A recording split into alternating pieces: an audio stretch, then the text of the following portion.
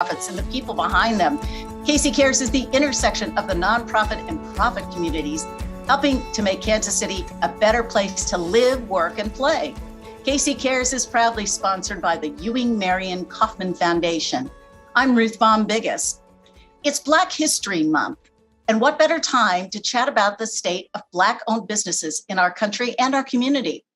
Prior to the pandemic, there were about 2.6 million Black-owned businesses in the United States, generating more than $150 billion, that's with a B, in revenues, and enjoying almost 1 million people being employed. While the pandemic has created setbacks, there's no doubt there has been support by way of the United States Black Chambers. And there are more than 145 chambers across the country in 42 states, including right here in Kansas City with the Heartland Black Chamber. Well, the Heartland Black Chamber is doing so much to lend a hand, and here to share with us some of the things that they're doing and what they're engaged in is their president, Kim Randolph. Fresh back from a trip overseas. Welcome. We're so pleased that you could make it. Thank you so much, Ruth. I am so happy to be here. I was really excited when I got your message. I was in Africa at the time, and it was really important to be able to share this message and let people know that we are here, especially our Black-owned businesses in Kansas City. Casey Cares goes to no lengths to track down our guests. I was a wonderful message when I got, well, I'd love to be on your show, but I'm in the middle of Africa. So before we go on, what were you doing in Africa? You told me some of it had to do with your work with the chamber. Absolutely. So one of the things that we are doing right now is we're looking at developing our global arm. And this is a perfect time because the U.S. Commercial Services has developed a new program, and it's called Global Diversity Export Initiative. And so it was an opportunity in a climate now where we're trying to rebuild, and we're trying to do so much more in America and to support Black businesses. It was an opportunity for me to go to Kenya and do some fact finding. So I was looking for those opportunities that are out there for our small and medium-sized Black-owned businesses in Africa. So now, did this have to do with your work specifically here in Kansas City, or the association overall with the U.S. Black Chamber? Well, actually, it started out as a fact finder for Kansas City, but as I am a member of the U.S. Black Chambers, Inc., anything that we do, we try to do collectively. So, of course, we will share it across the board. One of the things that I've found that there is so much opportunity. Kansas City alone couldn't handle all the opportunity that's there in Africa. So our goal was to find out what was there and how our reach in America could be a bridge between Kenya and the United States. So there's plenty of opportunity. Again, I started out looking at something smaller, although I am a region. So I do cover Missouri, Kansas, Iowa, Nebraska. And just the regionally is where I really started. And so then when I got there and realized this thing is a lot bigger than a region, nationally, I think there's opportunity. There's true opportunity. That's so exciting. How could you capture what business is like in Kenya? So many of us don't have that opportunity and may have some perceptions that aren't accurate. Since you were boots on the ground, we'd love to hear about that. Well, it was really funny because I didn't know what to expect. It was my first trip to Africa, so I had not a clue what to expect. And what I found was, although we have a more structured entrepreneurial programs and business, when you look at a country that actually they do a lot of work every day, they're entrepreneurs. There were fruit stands and clothing stands and trinkets, and they were all down the highway and roads. And these people got up every day, and they were true entrepreneurs. and they were out working, doing the work. Just the difference is that we have structured and have the business understanding, and they're actually doing business to survive. So there's a big there's opportunity to help a country get structured where they're not only being entrepreneurs and making money, but they're also creating jobs. They're also creating opportunity to do import export. There's so many resources in Kenya, one being the coffee bean. That is so huge because us in America, we love our coffee. And so that is an opportunity for to teach entrepreneurship, for someone to develop a dry storage and then an export business to export beans to America. There's also the cattle feed. There's a big opportunity to go over and help set up feed farms so that they can grow their cattle to sustain or to produce a bigger yield.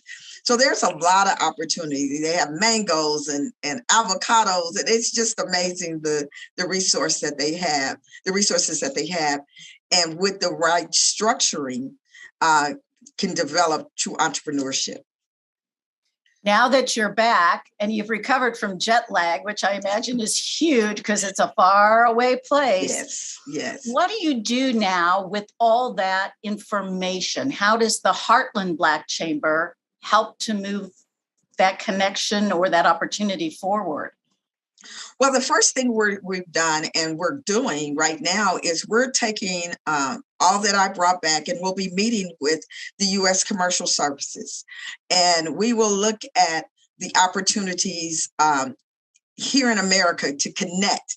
So the goal is to be able to find where the opportunities are, connect Americans who are interested in doing business in Kenya with Kenyans. And over the next few months, have them collaborate and talk and get to know one another. And then in early June, our hopes is to take a delegation of about 10 businesses to Kenya and actually let them become boots on the ground to see what the opportunities are. It has to start with really that dialogue between the two countries and the two potential businesses. How exciting. Yes. What a great opportunity for Heartland to be that connector over in the heart of Africa. Absolutely. We're really excited about it. And it's really great because for the first time in my lifetime, I can see an organization or a Black business that has direct contact or direct ability to the resource. So they're directly at the resource instead of having to be third, fourth, or fifth down the tier, and then it goes into to the cost. So it's really an exciting time. It really is. Well, let's jump back into the region now. Okay. And share with our audience really the purpose and the philosophy behind having a Heartland Black Chamber. You know, it's really funny, Ruth. For me, I am a business owner. I own a construction management firm, which I am a JV partner with Kwame Building Group out of St. Louis. And when I became a member of Heartland Black Chamber of Commerce, I noticed that it was an organization that was created to help build, connect, and grow Black business. And as an advocate, I said, you know, we need to do more. We need to do more to make sure that we are not just connecting businesses to corporate business, but that we're actually growing these businesses and we're scaling them up. We're going through the business structure. One of the things that I found, we have a lot of programs that are really good programs out here. However, all of them are cookie cutter. I was surprised to see the number of training programs that we have out here, and they're all by different organizations, but they basically do the same thing. And there was nothing industry specific. So as a chamber, what we wanted to do, number one, was We wanted to look at the entire ecosystem. Then we wanted to look at all the resources. We're not trying to be the end all be all to businesses. We want to be the convener. There's enough businesses out here that do the work. What we want to do is be that place that you can come to and you say, I'm at this level in my business, and I can say, you're at this level, you're in this industry, this is the resource, one of my resource partners. I need to send you to this resource. We don't want to change the structure or be the only one or take that on. What we want to do is make sure that we are doing the work that's going to create a pathway for businesses to grow, to be able to create jobs, to be able to affect the economic development of communities, education, healthcare. We want to be a part of all of that. In order to do that, we have to become a partner to all these different resources. Now, I know some folks might think a Black Chamber has been around in Kansas City forever. You're really not that old per se. Can you share a little bit of the history and the journey that the Chamber has taken? Absolutely. So actually, we are one of two Black chambers in Kansas City. We actually started as KBCC Inc., which is Kansas Black Chamber of Commerce. So we were actually on the KCK side. And it was during the Mike Ferguson incident that the USBC, we were members then of the USBC, that realized that there was a void or a gap in advocacy and business development in this region, in Region 7, which is the fourth state. And so they essentially said, we want to make you a region. In doing that, even though Kansas City, Missouri had the greater Black Chamber, the Black Chamber of Greater Kansas City, and they still do their work, which is they do great work. We look on a larger scale. So we're looking on the regional scale. Our job is, again, not to create a separate organization, but be a supportive organization. And so the Greater Kansas City Chamber of Commerce, I'm not exactly sure their history. I believe that they've been around longer than Heartland. Heartland started as KBCC Inc., and I believe in 2004, it was founded by a gentleman named Leroy Toombs, who had, with several other gentlemen that were in Black businesses in Kansas, and they were doing government contracts, and they saw a need to develop this organization. And over that period of time, things shifted and changed. And again, in 2014, the USBC under Crystal Watson said, hey, we need you to help develop a stronger reach in the Midwest. So within that period of time, we now have Heartland, Wichita, and we have Heartland, St. Louis. So we have, right now in the region, we have three, this is headquarters. And then St. Louis now, actually, St. Louis has kind of overtaken us because St. Louis now is more district. So they're over our region, but they're over I want to say the Eastern region as well. So she has about 9 chambers that she's over, but I still oversee the 4 states. Region 7. Region 7. Region 7, that's our region. And really excited about it. We kind of slowed down our development of new affiliates during pandemic, because we were about to go into Omaha. Pandemic hit, we had to stop, which was a good thing for us because it slowed us down enough to realize that in structuring, we want to make sure that we are structured so soundly that when we go into Omaha or when we go into Nebraska and Iowa, that we're going in with a structure that's easy, fit, and we can bring in the stakeholders, and there is a template that they can use. Now we're just actually the regional person to or place that they can come to, and we can help them, but they all structure under their own 501c6. They have their own board of directors. And then once a year, we will come together and just kind of discuss what's going on with each chamber and what we can do. And then we try to make sure that we get to keep up that connection to Washington, D.C. And that's really important.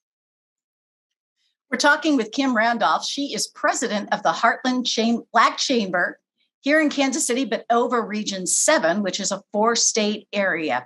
So let's talk about working with 4 states, and states that are unique in their own ways. Yes. How does that go? Well, it's been real interesting because, and just to fill you in on how we're moving forward, we, over this last year, developed a government legislative arm. You're going to need that governmental arm in order to grow in each state. And so this year, we were able to obtain a grant through Kaufman with Shirley's Kitchen Cabinet, who is handling our legislative arm, Michelle Wadley. And we are now getting that connection through the State Department, well, actually locally. So we're starting with the county and the city, the state, and then federally. And so the way this works is we're able to look at economically where business is on all levels. And that way, when we start talking about growing and working with our businesses, we know what's out there. We know what's on the table. We know what's needed. And then when we're advocating, we can advocate for their need in order for them to be able to grow and find spaces that will bring revenue to them. So it's been something new because I was a for-profit girl that had to come into a nonprofit space and learn how the nonprofit world works. I've been really fortunate because I have an amazing board. Over the last 3 years, we have developed a board that has been more than generous. I got my talking is more than generous with their time and their expertise and the support that they've given us. It's amazing. And those are the things that we need in order to grow, is to have the right people in the right place. The chamber was just something that was needed at the time. And because of the need, and then again with pandemic hitting, it put us in a position that we were really, really needed for Black businesses. So I'm sure you know that during the pandemic, we started losing businesses rapidly, immediately. I mean, it wasn't like 6-7 months down the line. It was 30 to 60 days within the pandemic, our businesses started closing. Right. And it opened the eyes of especially our city, but of the nation, of how close to closing minority businesses are. And it gave us a bird's eye view on where there's deficiencies were and what was needed. And so in that, we were able to say, hey, we need to find a way to stop the bleeding. We got to stop the hemorrhaging, and we don't need a Band-Aid, but we got to stop the hemorrhaging. And then once we get it stopped, how do we either reopen or at least keep them alive and then sustain them and then start growing them. And then when they come out of pandemic, they're in a better position than they were when they went in.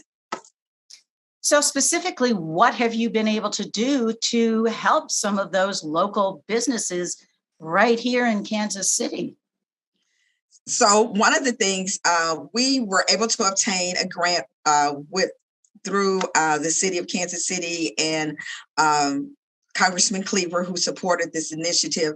And we partnered with the Hispanic Chamber of Commerce and came up with a program to do some one-on-one counseling and assisting.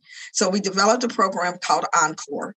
A young lady, Kira Cherie, who has EBB, helped develop this program, and we had an accountant that did the books.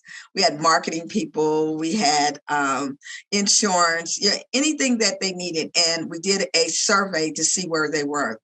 I believe there were about 20 businesses that applied, 12 got in, and 8 graduated. So we're looking at, number wise, I think we did very well for this first initiative.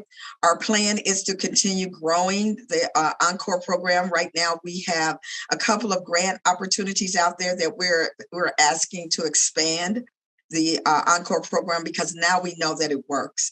And what we've done is we've looked at industry specifics.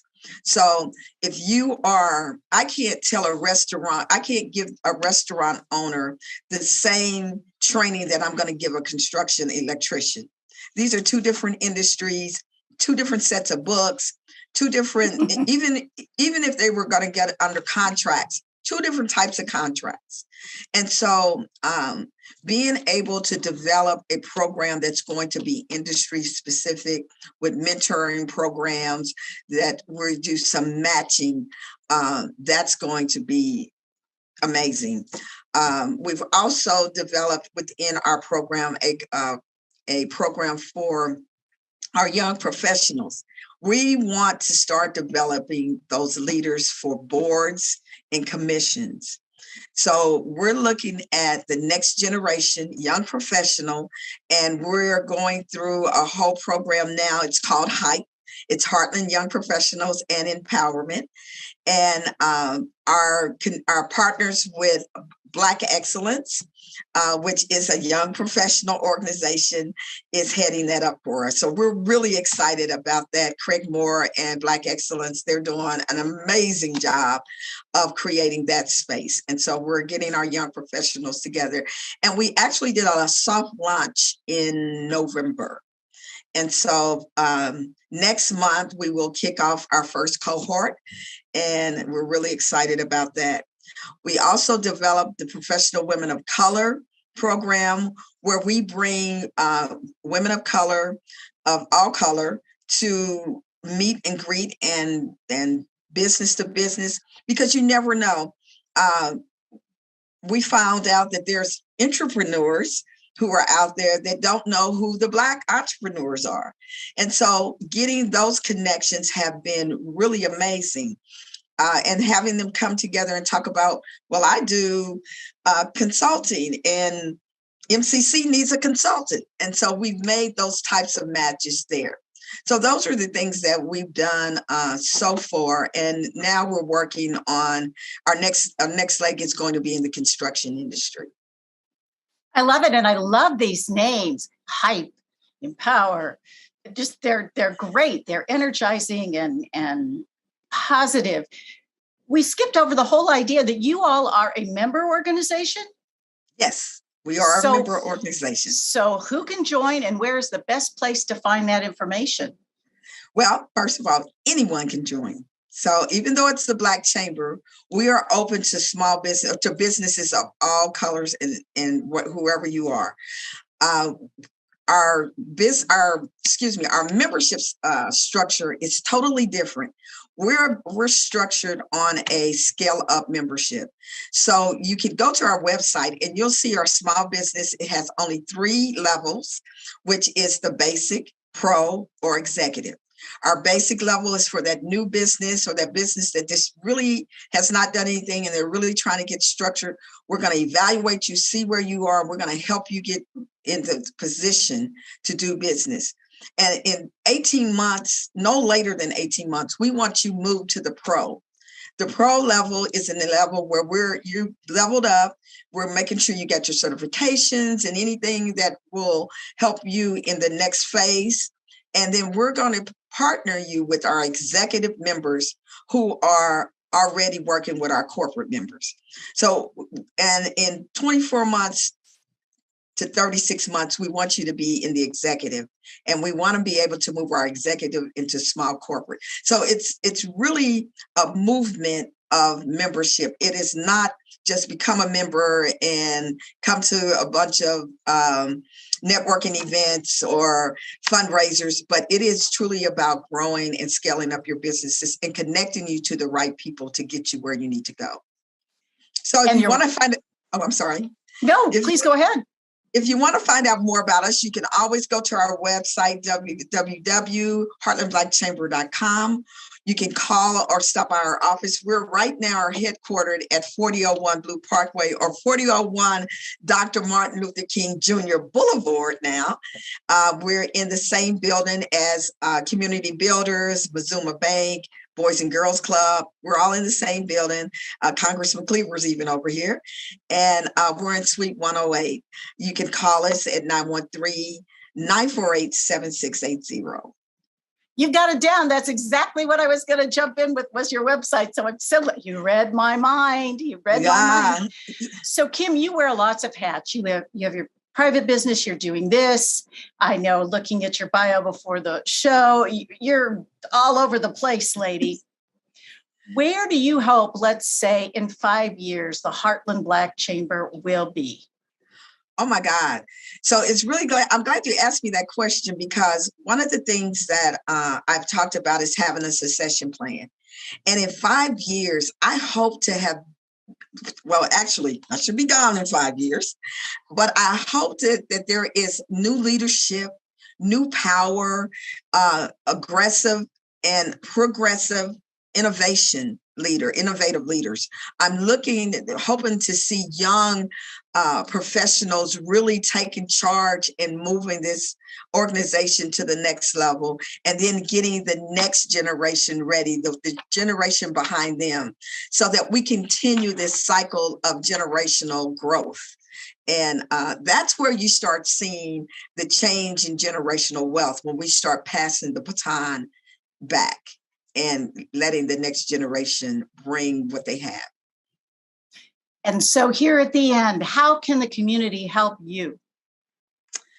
Actually, get involved. Get involved.